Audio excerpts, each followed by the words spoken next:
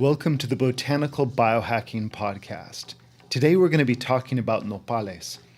Nopales, or prickly pear, is a kind of cactus, and the prickly pear itself is used as well as the leaves. I'm very excited about this because it grows wild. It grows all over desert areas of North America, and it's of course spread throughout the world now. But this is also an incredibly important herb and vegetable that was used by Mesoamerican people and is today eaten quite a bit by Mexicans. Its Latin name is Apunetia ficus indica. In Nahua, the language of the Aztec, or Mexica, it's called nopali. It's so fascinating because the most powerful botanicals grow where it's difficult to live. It's where there's a lack of oxygen or too much fungi, or it's not the most idyllic temperature zone where you'd find the most powerful help. It's a place where you need it most that nature seems to provide the biggest boost, and the reason for this is because it's hard for everything to grow there. As plants adapt to the region, by eating them we can take those adaptations inside of us. Nopales are very central to the traditional Mexican diet. If you want to get a good idea of just how important they are, go ahead and look at the Mexican flag. It has the image of an eagle atop a nopal cactus with a snake in its mouth. The symbolism and folklore surrounding this image is vast and profound, but for today we're going to focus on the cactus itself and how the symbolism fits into its effects on the human body. And then we're going to explore the pharmacology to see how it stacks up with the mythology. So to start with, we'll take a traditional perspective, which tends to start with a folk tale. The first nopal came from Copil's heart. Copil was the son of Xochitl, the moon, and Chimalquahitl. I'm not sure exactly if Chimalquahitl was the god or if he was a demigod, but Chima means shield and Quahitli means eagle. So I'm guessing he was pretty good at fighting. Copil's moon mother was also said to be a witch who taught Copil the magical arts. Copil had sorcery and presumably a set of sweet abs. He was also crazy good at kickboxing and ulamalitzli, which was Mexican basketball only with more elbows to the face. Come to think of it, when I was younger, I used to live in a Mexican barrio, and this is actually exactly how you play barrio ball. It's basketball with a lot of elbows. It's not ritualistic, but occasionally fouls lead to bloodletting, so I guess some 3,000-year-old traditions kind of die hard. Anyway, Xochitl, the moon, had a brother who was the sun, logical, and the two depended upon each other to keep the world in harmony. But ultimately they had a falling out. So here's the chisme. Xochitl, moon, was making scorpions and snake kill people for no reason. She'd just look at somebody and their heart would be gone and they would drop dead. She would have a bad thought about somebody and their calf muscle would be gone and there would just be tooth marks on the bone just because her thoughts could be so poisonous. Basically, she was like the evil mother-in-law in a telenovela. The priest prayed to Huitzilopochtli, and he tore into her, and finally he turned his back on her. He said, "Look, that's messed up. You're on your own." Malina was shocked. "Huitzilopochtli, you are my brother. You are supposed to take my side. You can't abandon me. You can't go behind my back with those Tuca priests. Go Ahuelnema yourself right in the Ishli." I'm not going to translate that. Copil was like, "Man, that's messed up. Tio Huitzilopochtli shouldn't betray his family and side with those maricon priests." Copil decided to defend his mother's honor and murder his sun god uncle. Unfortunately, Uncle Huitzilopochtli had a nice side gig as the god of war. Copil put on his jaguar uniform, grabbed his feathered shield and club, and an atlatl just to play it safe. Huitzilopochtli gave him a look somewhere between disbelief and pity. Copil attacked, and Uncle Huitzli opened with an Oscar de la Hoya combo. Every strike crushed Copil's bones. As Copil flew backwards, Huitzilopochtli followed up with a flying knee to the solar plexus and a vicious elbow to his neck. Huitzilopochtli then ripped out Copil's heart and buried it on an island in the middle of a lake. The next day, a nopal appeared in the place where his heart was buried. It had the thorns of a warrior. Its flowers were the love Copil had for his mother. And finally, the fruit was filled with blood-red flesh. The place would later become the center of the Mexican capital of Tenochtitlan. Tenochtitlan literally means prickly pear on the rock. Huitzilopochtli went back to the wandering Mexica and told them to settle in a place where an eagle was perched atop a nopal with a snake in its mouth. That story and its variations is thought to be from around the 1300s, so there are many variations and variations to those variations. But let's look at some of the symbolism to get an idea for its context when it comes to health. In this story, the sun god, Huitzilopochtli, is beating up on the moon. This is like the idea of yang overacting on yin. And this is an environment, it's a desert environment, because these people originally came from an area, probably New Mexico, Arizona area, and then they descended south. So this legend comes from a desert region where water is hard to come by. Too much heat, too little cooling. In the body, we call this inflammation. The cactus is prickly like a warrior, so we can assume that it must have some effect on strengthening the body, fighting disease. Interestingly, this plant has been shown to prevent histamine release, so it's an antihistamine, and allergic response by inhibiting mast cell degranulation. This is the process by which white blood cells leak histamine and other inflammation into the bloodstream. So it's keeping the bloodstream free of these histamines. An animal study published in a journal called Cellular Immunity found that the prickly pear extract inhibits the release of not only histamine, but also several other inflammatory allergy mast cell mediators. Prickly pear stopped mast cell degranulation more effectively than sodium chromoglycate, which is the most commonly prescribed pharmaceutical to treat mast cell activation. The flowers of the nopal are the love Copil had for his mother, and the fruit represents his heart. Is it possible that the flowers and fruit or something in this plant could have something to do with emotional states, or even for the heart itself? Nopales inhibit MAOB. MAOB increases with age, causes free radical damage to cells, accelerates aging, and is linked to poor emotionality. It makes you age and it makes you grumpy. It's associated with Alzheimer's, Parkinson's, and depression, as well as stress-induced cardiac damage. Mic drop.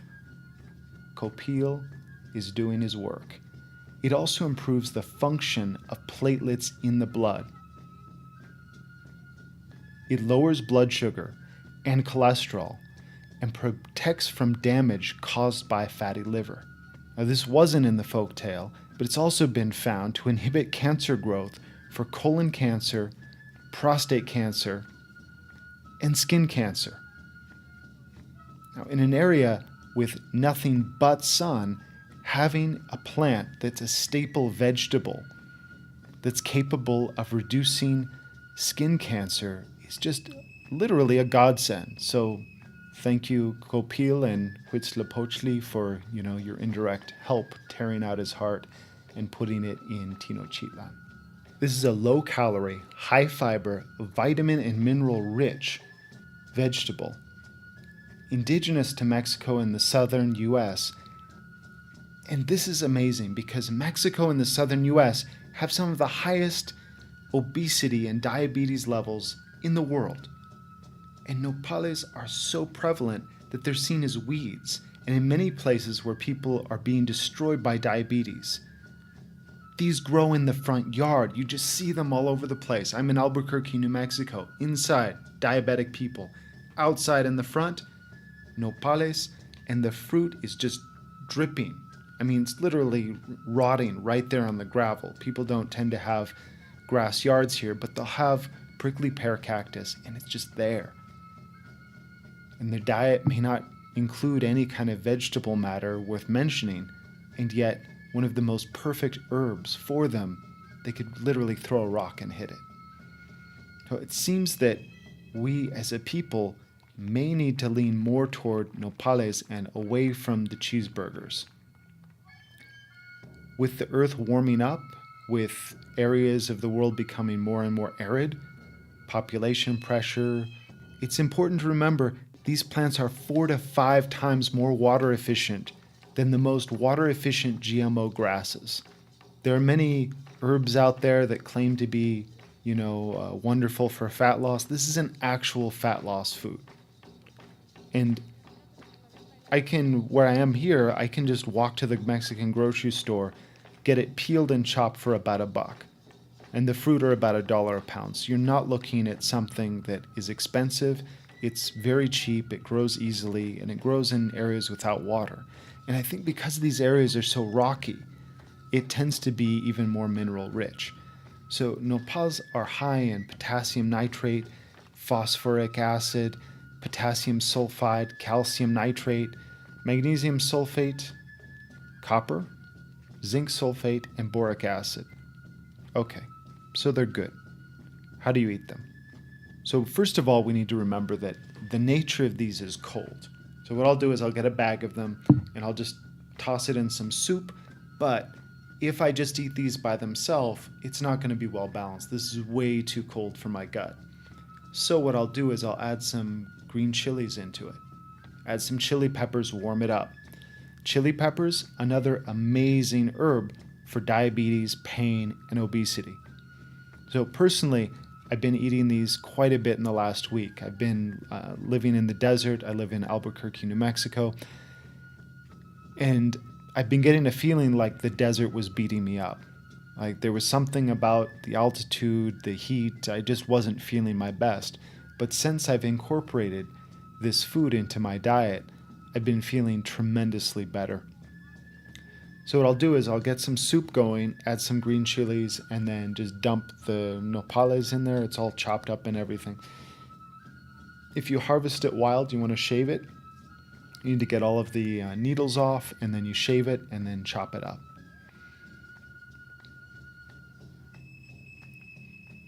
I've asked some of my friends here, how do they cook it? Generally, people will, they'll fry it up and add it to some tacos or mix it in with some scrambled eggs. It's very versatile.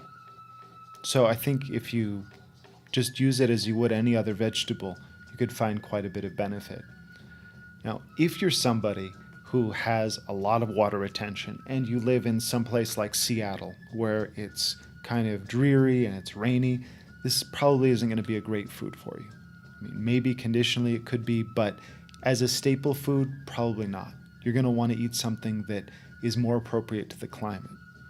However, if you're somebody who hasn't had a lot of vegetables in your diet and you have a lot of inflammation going on, which has led to diabetes and obesity, then please consider adding this to your diet. It is cheap, it is effective, and we have about 3,000 years of endorsements from people in Mesoamerica and in the southern United States. Different indigenous peoples have been using this and thriving on it. And as this has come away from the diet, people have become fat, people are getting diabetic. This is a tremendously wonderful vegetable/herb to incorporate back into the diet to help with inflammation, lowering blood sugar, helping to regulate blood sugar, as well as staving off skin cancer. So there you go. As far as the fruit, these are a little bit trickier actually. The way that I buy them is, with the spines cut off. If you're harvesting them wild, use tongs to grab them off of the cactus. and then you shave them off. Afterwards, you cut off the ends and you peel it, and inside, the fruit is delicious. It tastes like something that should be bad for you, but it's really good for you. Now, the catch with these is that they are filled with seeds. I don't mean like 2 or 3. It's as though, just imagine a delicious jam that's mixed with gravel. The seeds are too hard, at least for me, to chew. They just get stuck in my teeth. I'm not really doing much good. Most people will just kind of, suck on it a little bit, spit out the seeds. Other people will put them into blenders and then mix it all up to destroy the seeds and break them down. And others will use a sieve to kind of press the juice through and keep the seeds on the other side. These are very, very thirst quenching. It's very easy here. I'll wake up in the morning, I'll feel like I haven't had anything to drink in 6 years. Even if you hydrate a lot, it's just the air here is so dry in these arid parts of the country, it will just rip the water out of your body. But when you're eating these nopal leaves and the prickly pears, in Spanish they're called tunas. So if you're at a Mexican grocery store and you're looking for it, you ask for nopales and tunas and they'll lead you to the right place. Very, very wonderful, cheap, prevalent herb that is considered a weed in many places. This just, as an aside, drives me nuts. We have some amazing river fish in America that are delicacies in other countries that are taking over.